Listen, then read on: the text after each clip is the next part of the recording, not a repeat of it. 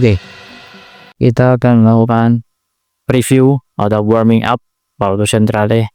Kita akan buat warming up, tapi ada beberapa match yang akan saya skip dan ada satu match yang akan saya highlight untuk episode kali ini. Karena match yang lain, misalnya Wolves lawan Arsenal, harus menang Arsenal lawan Wolves, dan Ipswich ya kan lawan Liverpool, itu adalah tim dengan pertahanan yang kurang bagus, serangannya pun kurang bagus. Jadi harusnya Arsenal menang. Sementara Liverpool itu sudah hampir dipastikan 90% menang. 10% itu formalitas lah, coba ajaibkan untuk Ipswich menang atau syukur-syukur imbang. Jadi bisa dikatakan menang bagi Arsenal tuh menang bagi Ipswich itu 1%, 9%-nya imbang, 20% mereka kalah. Kemudian City harus benar-benar menang kali ini, karena di laga-laga lain Wolves melawan Arsenal harusnya menang, Liverpool lawan Ipswich, Liverpool pasti menang pun harusnya lagi. Kemudian Nottingham lawan Bournemouth itu masih so-so karena kedua tim adalah tim yang menunggu permainannya. Jadi untuk 3 match itu sebenarnya lumayan big match, karena jika Bournemouth menang atas Nottingham, Arsenal menang, Liverpool menang, kemudian City kalah, nah berarti City akan tergeser. Ditambah kalau Aston Villa menang, City akan terlempar dan berada di posisi ke-8. Sementara kalau City menang, mereka bisa berada di posisi ke-4, menggeser Chelsea. Ya, ini adalah pertarungan yang menarik. Karena laga-laga tadi saya skip, terus saya langsung masuk ke tajuk utama kita, yaitu big match City versus Chelsea di Etihad Stadium. Bagaimana jalannya pertandingan? Kita mulai dari kemungkinan skema pemainnya. Jadi kalau misalnya City itu dalam 2 laga terakhir mereka memainkan Matheus Nunes sebagai bek kanan.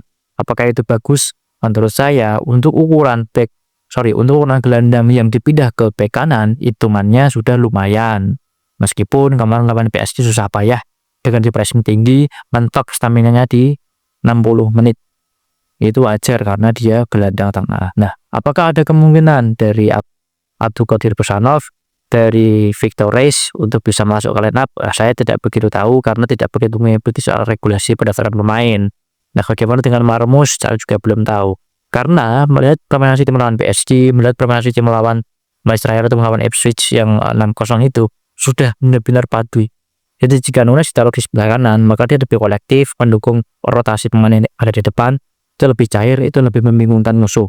Oke. Tapi jika City merubah skemanya lagi, ya saya tidak akan tahu. Bagaimana dengan Chelsea? Chelsea adalah tim yang sebenarnya senjata utama mereka adalah transisi positif. Jadi mereka menyerang lewat transisi positif. Yang mana Chelsea itu dalam hal sekarang ini bukan tim yang mengandalkan sistem konkret. Jadi Chelsea itu pure hanya mengandalkan kemampuan individu pemainnya. Itu Sancho, itu Palmer, itu Madueke, itu Pedro Neto, itu Enzo Fernandez, itu Moises Caicedo. Siapapun yang dipasang pure hanya menggunakan dengan kemampuan pemainnya. Jadi bukan sistem yang konkret. Itulah kenapa Chelsea belakangan flop, belakangan turun.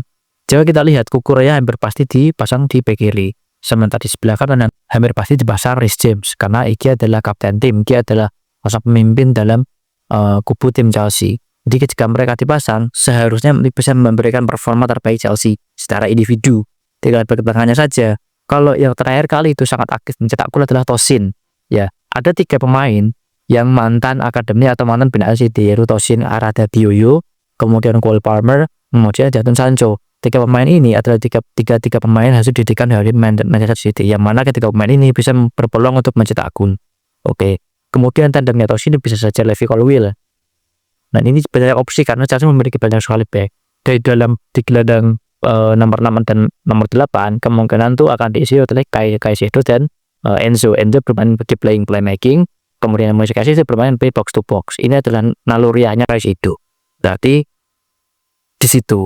Nah, tinggal nanti yang digunakan sayapnya seperti apa. Kalau Palmer pasti main, tinggal nanti dipasang siapa? Sancho kah, Noni Madueke kah, Pedro Neto kah, atau siapa yang ada nama-nama lain yang ada di squad Chelsea yang akan dipasang. Karena itu tergantung. City itu buruk dalam hal transisi negatif, Chelsea baik dalam hal transisi positif. Nah, ini yang sangat seru harusnya.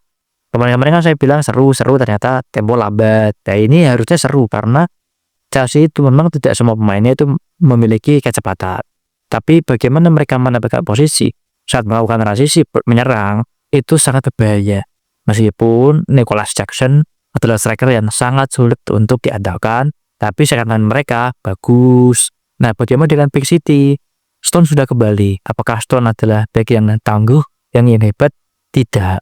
Ruben Dias katanya kembali ke meja perawatan. Jadi yang fit itu ada 3 back tengah, yaitu John Stone, Gvardiol, dan Akanji. Nah, bagaimana dengan Viktor Kusanov? Kurang tahu apakah mereka sudah langsung bisa masuk ke dalam tim. Untuk ukuran pemain yang belum pernah bermain di Premier League melawan tim yang melakukan posisinya bagus, sementara skuad mereka, tim mereka dalam edisi itu bertahannya buruk, sangat riskan. Pemain muda, pemain baru datang langsung main di big match, sangat riskan. Tapi yang lebih tahu soal di dalam tim adalah Pep Guardiola. Menurut saya lebih baik menggunakan John Stone, akan jadi tengah, Gvardiol di sisi kiri, di sisi kanan terserahlah pakai Matheus Olevo siapapun. Yang penting 2 back tengahnya harus benar-benar solid, karena itu sangat penting. Nah, ini sedang positif, Foden sedang on fire, De Bruyne sedang on fire, Haaland sedang kembali ke performa terbaiknya perlahan. Dan ada satu hal yang saya takut untuk bilang, karena saya takut ini mempengaruhi keakuratan analisa saya.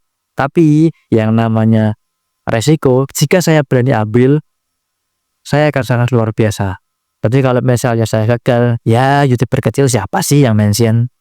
Nah, di sini saya ingin bilang, jika saya antara gue pilihan nih, antara menit 50 atau menit 60, tapi saya akan bilang, jika Omar Marmoush bisa bermain dan dimasukkan sebelum menit 50, saya yakin Omar Marmoush akan mencetak gol di debutnya, jika memang sudah bisa dimainkan dan bermain sebelum menit 50.